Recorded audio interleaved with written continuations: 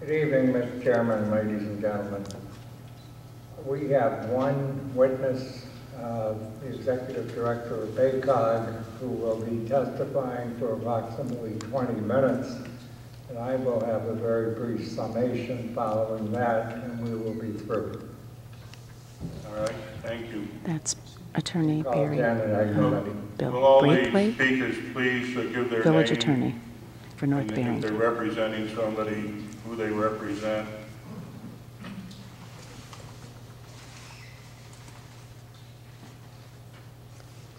My name is Janet Agnoletti, A-G-N-O-L-E-T-T-I.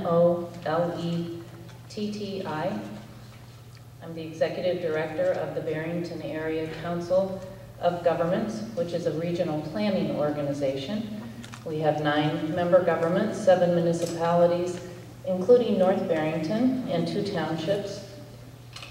We cover about 90 square miles in parts of 4 counties, including Lake County. And we've had a regional comprehensive plan since 1975. We do environmental research and legislative advocacy, among other work. I'm going to open my PowerPoint here.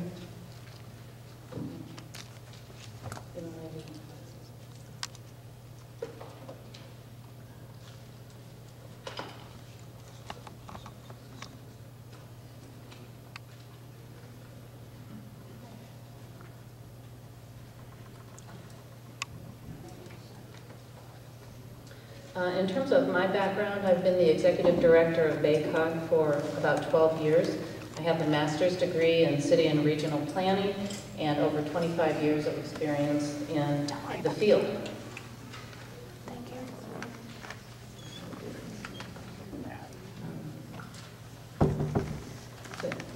I'd like to talk to you first about planning and land use. BACOG has been implementing its regional land use plan for 37 years. And so we're not only interested, but we're highly sensitive to what is happening between our member, North Barrington, and Lake County. The Dimucci property is contained in the BACOG Comprehensive Plan and is categorized on the land use map as commercial. BACOG issued a statement back in March that we do not oppose the development on the site or commercial development, but we're seriously concerned about the proposed size. Now, the BACOG land use map has been mischaracterized in order to support the developer's original proposal, and I'd like to clarify that. The reason this is important is because the substance of your consideration here is the size and scale of the development that will occur there. The developer first represented that the BACOG map called for the entire 109-acre site to be developed as commercial, and then later said that the map must mean, if it's not 109 acres, that it called for at least 50% of the site to be developed as commercial. And, you know, wasn't it great that if BACOG calls for 109 acres of commercial, that they were only going to build on 53 acres in commercial? But really, these interpretations are all not correct, and I want to clarify what our map means. So this is our legend on our land use map. We don't have, first of all, we don't have a category for mixed use development. This is the legend from the map in the plan. Commercial is a single category. Residential is a single category. There's no mixed use category. Therefore, characterizing the land use on any particular site is to say that the land use is the predominant land use on any particular site. It doesn't preclude another less significant land use, nor does it demand that the site be covered 100% by the predominant land use.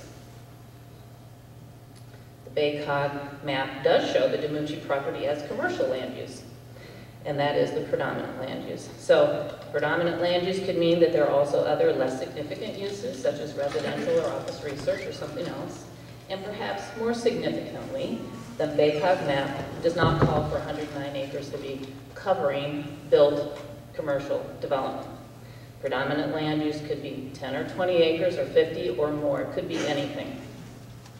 Think about residential land use for a minute. On a residential lot, the built area is typically about 20% of the lot, whether it's an acre, 2 acres, half acre, whatever. On a 1 acre lot where residential is the predominant land use, the entire acre is not covered by the house to driveway. About 20%, fifth of the acre is built structure. The balance is in lawn and open space. So on a 109 acre site where commercial is the predominant land use, as in our map, 109 acres not intended to be covered, nor is 50% or any set number of acres. So I think I'm beating a dead horse here. This doesn't say 109 acres is commercial structures. But to be clear as well, BACOG does not support 800,000 square feet of commercial development on the site because that is inconsistent with the original intergovernmental agreement between the villages, the plans of the villages, and the Lake County Framework Plan. BACOG is in favor of reducing the size and scale of the proposal, and our original statement said that. We're in favor of finding agreement among all the parties in an intergovernmental agreement. Now I'd like to talk about groundwater a little bit because there's been a lot of discussion, a lot of information put out by the developer about the installation of a well on the site and the use of groundwater and the projected lack of interference from that well on the private wells in the vicinity. I believe a lot of that information was inaccurate, and I'd like to present some alternate information. And that's because if things go well about the compromise agreement, that's great. There won't be a well on the site. But in the alternate scenario, I think you need to hear what the facts are as we understand them. So I understand that the letter of intent requires a municipal water supply. I concur, BACOG concurs, that a municipal water supply for this development is vastly preferable for protecting the health and safety of the communities. So BACOG supports an intergovernmental agreement that contains a requirement for municipal water before development can take place, and here's why. The developers' experts made statements to the Regional Planning Commission that they will be required by the state to do studies with well logs before being allowed to put a well on the site, and that they won't be allowed to dry up wells in the area with their well. These statements simply are not true. The truth is, in Illinois, we are governed by the Water Use Act of 1983. The act establishes the rule of reasonable use. In plain terms, any property owner has the right to extract water through a well on his or her property, as long as that withdrawal is not wasteful or malicious. Gary Clark is regarded as the authority on this law, and that's the name of his report. There is essentially no regulatory control on wells and groundwater withdrawal in Illinois, and that's a quote from Rick Cobb at the Illinois EPA. No state permits or studies are required to put in a well. You can put in a well, your neighbor can, or your well can lower the water table, your well can reduce pressure in other wells, it can dry up your neighbor's wells. It doesn't matter who put in their well first. If there's a dispute, you can take it to court. That's the law in Illinois. Now, that being said, a well big enough to serve this development would probably be a high-capacity well, defined as a well that can reasonably be expected to withdraw 100,000 gallons or more per day. 100,000 gallons or more per day. In comparison, a single-family home might be expected to withdraw in the range of 400 to 500 gallons per day. There's a process for getting a high-capacity well, where the owner is supposed to file a form with the state, and then a review is done by the State Water Survey. Please note this, however. Per Scott Meyer, who is a hydrogeologist at the Illinois State Water Survey, who I work with regularly, and I am quoting him with his permission. This process has not been used for many years, and very few requests have been received since the early 1990s. Scott also said that even where there were a few reports 20, 25 years ago, there were no unacceptable impacts, only the estimated effects of drawdowns in nearby areas. So what we know there is, however, is the potential for impacts by a high-capacity well in the shallow aquifer system on the single-family wells in the immediate vicinity. There were statements made that in the shallow aquifer system, there are water sources that consist of sand and gravel pockets that are totally separated from other well water sources, and so a well on the Dimucci site would not cause interference or the drying up of other wells in the area. And I really question those statements as well. BACOG has been doing research on the shallow aquifer system for nearly 10 years. We analyzed 27,000 well logs and created mapping and a three-dimensional model of the shallow aquifer system. Our consultant for the project is a hydrogeologist and an environmental engineer. Our water committee members include members of the Illinois State Water Survey and the Illinois State Geological Survey. I will tell you that in the shallow aquifer system in this region, the pockets of sand and gravel, the shallow bedrock, all the geologic strata that contain water, all of them are interconnected. The water flows throughout all of these materials. The shallow aquifer system is just that, one big system. And this system is where 95% or more of our wells, all of our wells, are located. So you may find a pocket of water to sink your well into, but when a well sucks 100,000 gallons or more per day of water out of the ground, it's going to pull water from the surrounding area, and it's highly likely there will be some effect on the surrounding area. And again, no department of the state is going to prevent the developer from doing that, or any of us from doing that. So at BACOG, we started to look at the wells and the water consumption in a 9 square mile area of the site. Now, there are 616 wells in this study area, and those dots represent the wells. And I know it doesn't look like 616 wells, but the software clumps multiple wells into a single dot on the grid. The density of the wells in the vicinity of the Dimucci property suggests that if you put a high-capacity well on the site, there are many wells that stand to be affected. So this is about density. The slide also shows why we at BACOG support a municipal water supply as proposed under the letter of intent to protect the health and safety of the community residents. Now, if you'd like a visual of the groundwater at the site, here's a quick look. The dots you saw before, if we went back, those were spots representing the well logs. This is the well logs looking from the ground surface down to the bedrock.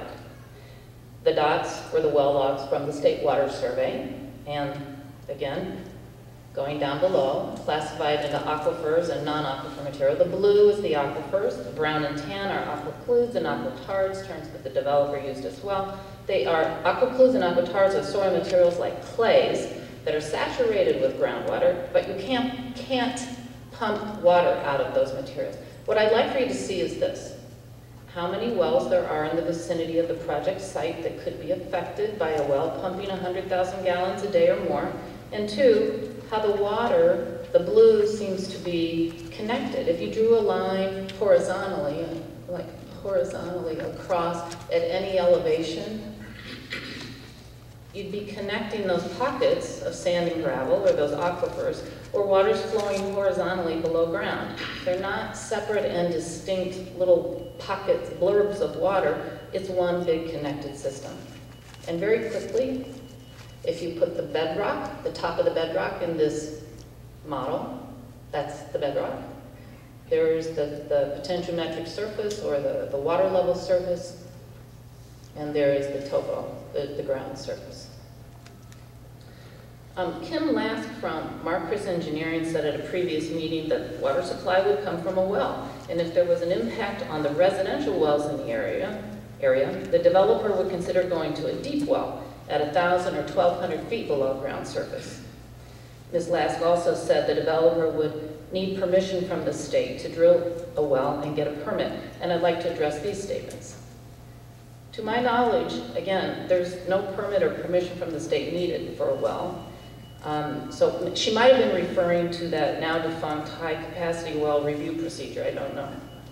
But regarding Drilling to the deep aquifer, I talked to Scott Meyer at the Illinois State Water Survey, and he said the depth to the Ansel unit, which is the first deep aquifer encountered below the shallow system, which is what we studied, we didn't study the deep aquifer, would be located at about 870 feet below ground surface at the project site. So to drill to 900 or 1,000 feet below surface to place a well for a year or two until municipal supply became available would cost, according to several estimates, $100,000, couple $100,000 or more, plus underground storage tanks and iron filtration. What else would be needed? I mean, there are a lot of things that go into that equation. It seems like a huge investment for a temporary measure while waiting for municipal water to become available. It seems like something a developer would not do, and it seems like something a developer should not be expected to do from an investment perspective. So again, we would support the provision in the letter of intent that states municipal water is a requirement before this development can move forward. There have been questions about water quality in terms of water supply from groundwater at the site. Groundwater quality in the area is generally good throughout this region, but the potential from the shallow aquifer system. But the potential from development to contaminate the groundwater is something I'd like to comment on. BACOG has mapped 10 parameters of water quality in our area, one of which is chlorides, which results mainly from salting of roadways and parking lots. We use the historical record of water quality samples from the State Water Survey. We looked at pre-major development, which for the BACOG area was about 1965, and after major development, which was 1975 and after. And you can see from this slide that chloride levels increased dramatically. In fact, they increased by 260% by that dividing line. Well, what's the cause? Well, we think of it as salting the roads. Certainly that's part of it. But the overall cause is development in general. Building houses, building businesses, the roads, and parking lots that serve them, and salting those pavements to keep them clear for people like shoppers and drivers. The development on any one site is not going to cause that kind of increase. You know that, I know that. But the development of any commercial site is going to require parking, pavement, and salting. And the point here is this: the greater the size of the development, the more parking, the more salt. The smaller the development, the less pavement, the less salting, the less contribution to chlorides in the groundwater that then we as residents in the regional community pull into our homes and drink. We would also be concerned, of course, by any land use or specific business uses that would generate contaminants that could find their way into the groundwater in nearby wells, things such as fuel storage facilities. As important as our environmental resources are, there are underpinnings to this dialogue we're having with you that are equally important. Our BACOG officials addressed this topic at length to the Regional Planning Commission, and I want to speak to you for a minute about it. There's a regional community in this part of Lake County. The Barrington Area Council of Governments is an instrumental piece of this, but you may have noticed others at this regional table receive statements from them, for example. Our Chamber of Commerce is here, which represents businesses not only in Barrington, but also in Deer Park, Lake Zurich, and other areas.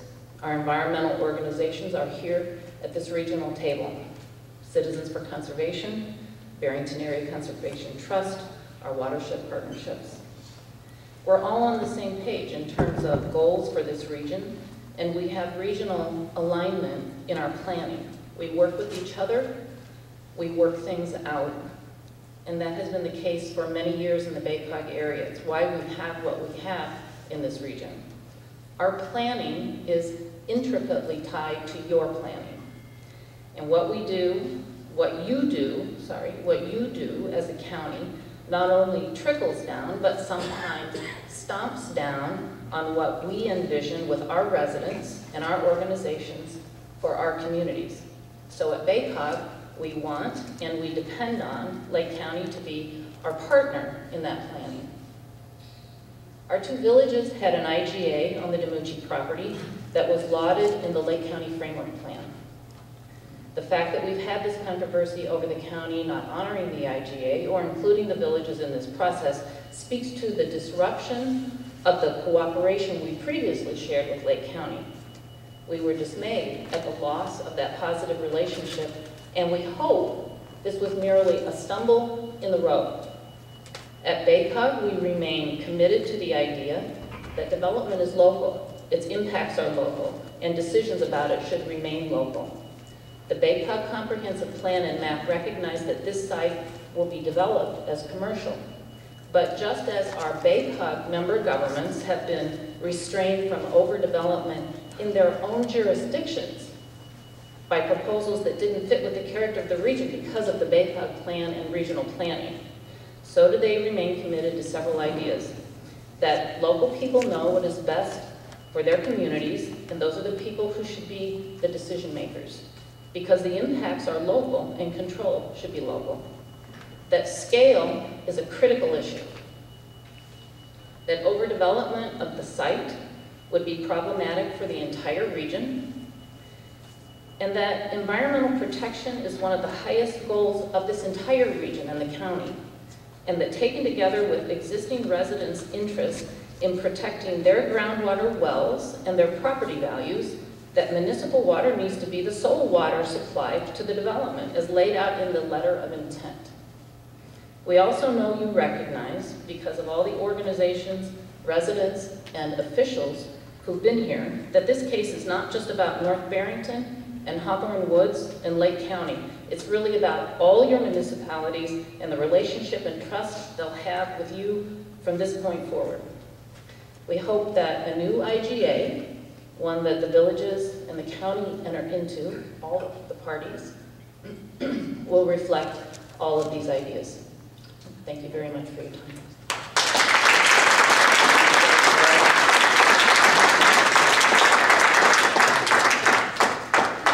Mrs. Aguilera, would you clarify, are you testifying for North Barrington or for the Barrington Area Council of Governments? It sounded like you were representing them. You'd filled out a form to represent the Barrington Area Council of Government for cross-examination. For North Barrington. North Barrington is one of our members. And you're testifying as a witness for North Barrington? Yes. All right, thank you.